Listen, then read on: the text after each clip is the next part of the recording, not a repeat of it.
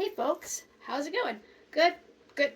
So, we just got off the mountain and I was getting ready to make myself a self-heal tincture and I thought, turn the camera on, woman, because you haven't shown them how to make a self-heal tincture. Now, I've introduced you to self-heal in the wild and I'll drop a video for that here or at the end of the credits or some credits. At the end of the video, and I also have like a self-heal oxymel video, but today we're going to make a self-heal tincture. She is a really important plant to me. She helps me deal with like a genetic condition that I live with, so I was really stoked to come across a little patch of this, and so let's make a tincture. Now, self-heal is really one of those straight up panacea herbs, and that means that she is being studied for just about everything. You name it, she can likely support you. Now, she is a mint. Come on, April. She is a mint in the mint family, but she's kind of an unscented mint. That means that she doesn't have very strong of a smell, but what's interesting is that she actually has a fairly strong taste if you're making her into tea.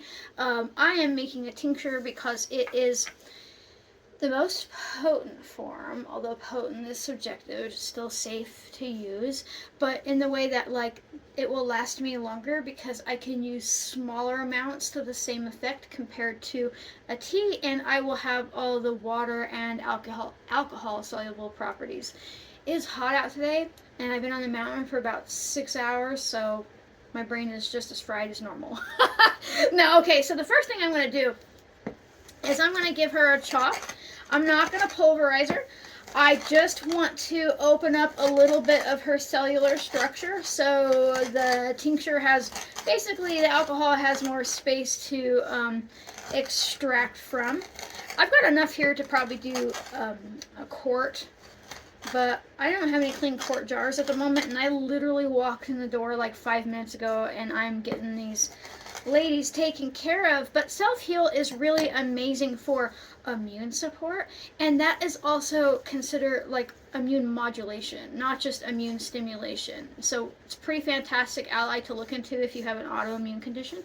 She's also one of the few mints that doesn't repress thyroid function. So like, let's say you started using motherwort and she's fantastic, but you're using large amounts of her on a regular basis, or you're drinking tons of tea, or you're working with tons of peppermint tea, or tons of lavender, or this or that. Eventually what happens is you will downregulate your thyroid function. But self-heal is one of the very few mints where not only does she not downregulate it, she modulates it.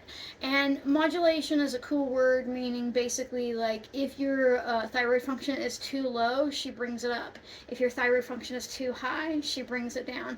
But she's also a mild nervine, so if you are like stressed out on a regular basis, she is a good ally to have. Oh, and by the way, she upregulates your AMPK pathways, which is how your body decides to use glucose and or fat for energy. So not only can she help your body like properly utilize fat, but she also helps blood sugar, because if you are using the glucose that you're eating, your blood sugar is more stable, right? She's really good for overall digestive health. She's good for your liver, your kidneys.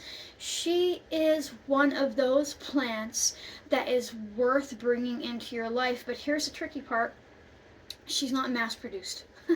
Right now, you can find her online. You can maybe find some herbalists on Etsy making tinctures. You can go out right about now if you have high elevation, or if you don't live in a super hot area. You could probably find her blooming right now. She's more of a spring, like a mid-spring lady, but we live high elevation. So right now it's like July at the time I'm recording this, and on my property, we're on a little over 40 acres. She's done for. She's fried. But we went up to about 5,000 elevation from 2,000, and there she was in her prime waiting. We probably could have gone up another couple thousand in feet, and then she wouldn't even have been bloomed yet. So if you do live somewhere with different elevations, you know, that's a benefit. But also you can grow her in the garden. She's a mint, so once you plant her like any other mint, she's going to run through rhizomes. Now, they do work with her pretty commonly in TCM, traditional Chinese medicine. So you can find some TCM forms of her. Usually it's powder, right? But make sure you're getting from like a quality source if you're doing that. But if you happen to have fresh self-heal around you and you want to make a tincture, the first step was chop it up, put it in a jar, and quit talking so much. And then the next complicated step is to pour some good old vodka over top. Now I use 100 proof vodka because inside of this bottle is 50% water and 50% alcohol. 100 proof means that it's 50% alcohol. Proof and percent are two different things. But I want the water soluble properties alongside of the alcohol soluble properties.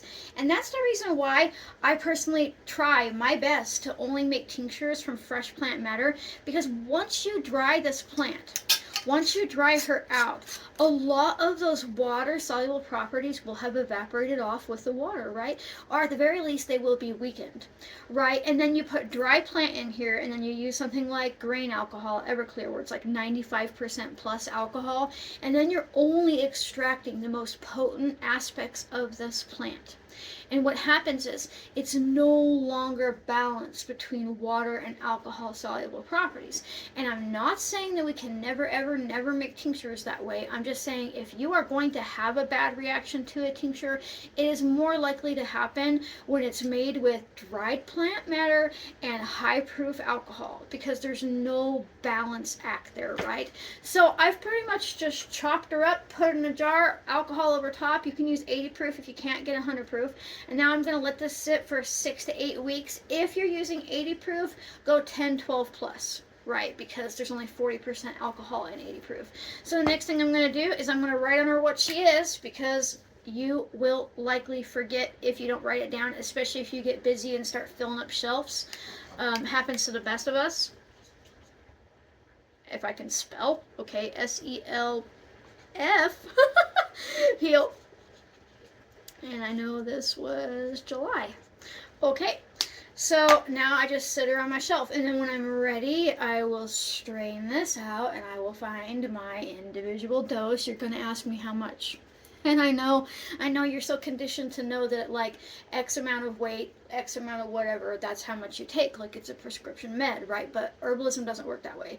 You have to find your own individual dose, and usually that's starting with 1 drop and working your way up. Most people end up in the higher range. Some people are sensitive and end up in the single range, and I will drop a video for that as well to learn how to take a tincture. But that's it. That was so easy, and you are so capable of doing that. You're even capable of going out there and finding self-heal, even if you don't find her this year. If you make it your mission, I bet you can find self-heal and you can make this tincture, because you're absolutely smart enough to do that, right? Come on, you are. So, if you want to learn more about self-heal, dig through all my other videos. I have quite a few. I think I have at least 2 more about her. One where you meet her in the wild, and one where I'm making an oxymel, I believe, which would be an alcohol-free version. Not really a tincture, but still a fantastic way to work with her.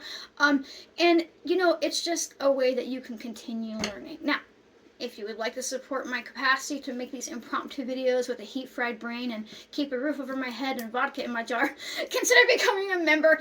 You can join for literally 99 cents a month. It's just a way to support my capacity to teach freely. You do get early access to some types of videos. Others are just uploaded automatically. You also get a Sundays member-only Q&A where we talk about health and herbs and all kinds of stuff.